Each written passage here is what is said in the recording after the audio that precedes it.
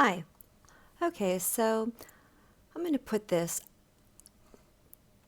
Daily Caller article out here, and we're going to see how this rolls into exactly what happens pretty much all the time.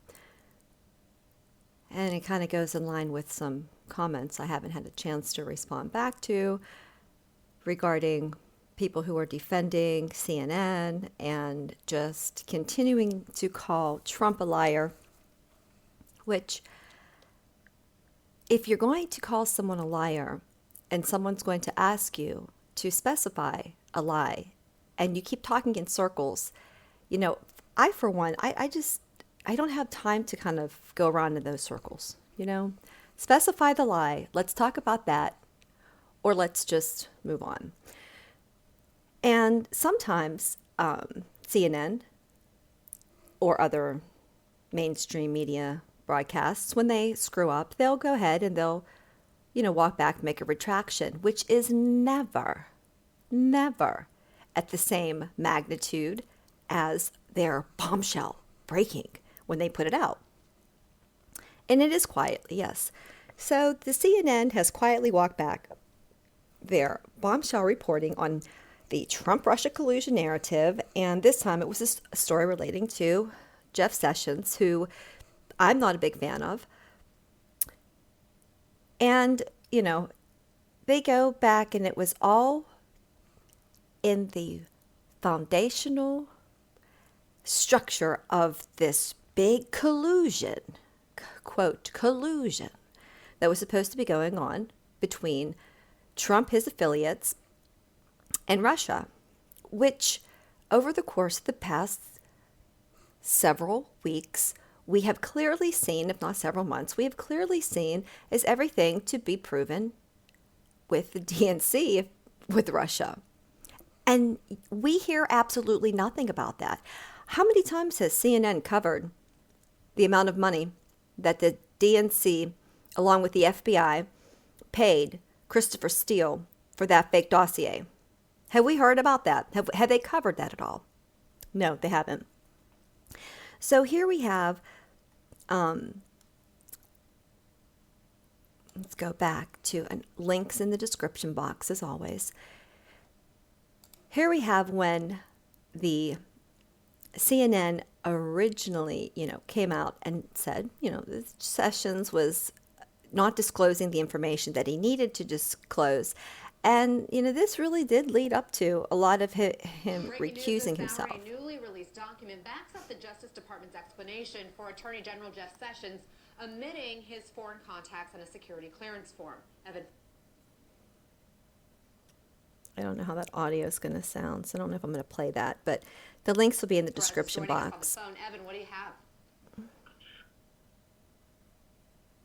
Well, Anna, if you remember back a few months ago, when we reported that Jeff Sessions had not reported his Russian contacts, with the Russian ambassador, Sergei Kislyak, on his form for an application for the security clearance, the Justice Department at the time told us that he had been advised by the FBI that he didn't need to list those contacts, and for the first time now, we've seen some documentation that backs up the Justice Department's explanation. And what it says is that there's an FBI agent who told the Attorney General's assistant that he didn't have to list it if it was in the course of his doing his government work, his official duties as a government official. But back then he was a senator when he had these meetings with Russians. And this FBI agent told the assistant to Jeff Sessions that he didn't have to disclose those. At the time, we talked to experts who told us otherwise. They said that in their view, he should have disclosed it. And now, for the first time, we're seeing this email, which was sent by an FBI agent to his own supervisors explaining what he... Let's talk about email. Okay, again, links in the description box. But see, this is the same thing. With very hot on the press right now, everything that's going on with Roy Moore. There are allegations that are out there that have been obviously mangled and tampered with. And it doesn't matter because the point was to shade him in a bad light at a critical time when it would affect the outcome. Just like Mr. Sessions, to shade him in a bad light where when they are trying to build this case against Trump, and that was what it is. So now after the fact, when all these people come out and they're cleared, does it really matter? You know, the emails that were put out into WikiLeaks that dumped all that information out, how many of those have been scrutinized and went through by anyone that matters?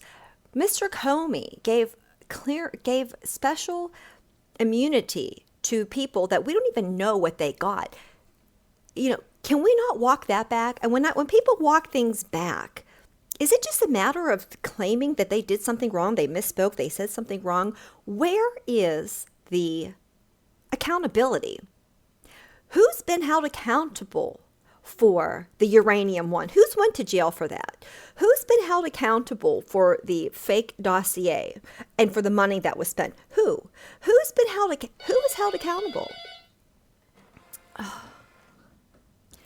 All right, links in the description box to all this. I'll be very interested in seeing what happens and what comes about with the with Roy Moore and the election, if he in fact is going to be elected, or if he won't be. And then the aftermath, because we all know the aftermath is much more significant whenever the lunatics on the left don't win, don't we?